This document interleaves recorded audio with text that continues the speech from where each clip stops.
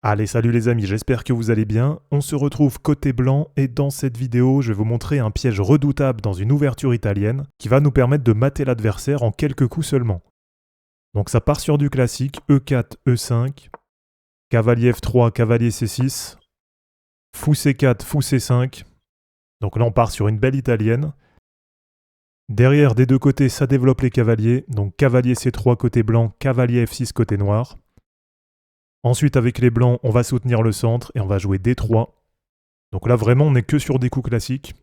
Et ensuite, derrière, côté noir, on a un petit roc. Et on va jouer fou G5 avec les blancs. Donc c'est vraiment à partir de là que ça va commencer pour le piège. On voit qu'on est bien développé côté blanc et on a le fou qui vient mettre la pression sur le cavalier en F6.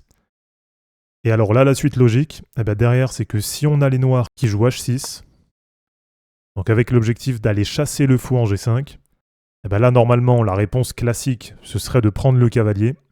Et sauf que là, dans notre piège, on va jouer H4. Donc on laisse les noirs prendre le fou en G5. Derrière, on reprend avec le pion. Ce qui fait que là, côté noir, ils n'ont pas le choix que de le bouger. Et donc là, très souvent, ils vont mettre le cavalier sur G4. Et là, avec les blancs, pour continuer notre piège, on va jouer G6. Donc là, on met maintenant 2 fois la pression sur le pion F7, qui est, je vous rappelle, le pion faible côté noir. Et là, regardez pour les noirs, il y a un coup qui est vraiment tentant, c'est d'aller jouer la fourchette. Donc tout simplement, là, on a le cavalier qui est bien défendu par le fou. Donc là, naturellement, la prise du pion F2 avec le cavalier, côté noir, on peut se dire que derrière, ça permettra de récupérer soit la dame, soit une tour. Donc là, c'est vrai que ça paraît pas être une mauvaise idée côté noir. Et avec les blancs, on va jouer cavalier prend E5. Donc là, ça peut surprendre un peu les noirs. Ils peuvent se dire, pourquoi est-ce qu'il laisse tomber sa dame? Donc tout simplement, il récupère la dame avec le cavalier. Et là derrière, on va jouer pion prend F7 échec. Donc pour eux, le seul coup possible de défense, ça va être de reprendre le pion avec la tour. Et là, on va faire fou F7 échec. Donc on récupère la tour avec le fou. Côté noir, c'est encore un coup forcé. Là, le seul coup possible, c'est roi F8. Derrière, on va jouer tour H8 échec. Donc là, ça mène encore à un coup forcé pour les noirs, qui vont être obligés de mettre le roi sur E7. Alors derrière, on pourrait se dire qu'on récupère la dame. Mais non, regardez, il y a encore mieux à jouer. Et on va jouer cavalier D5 échec.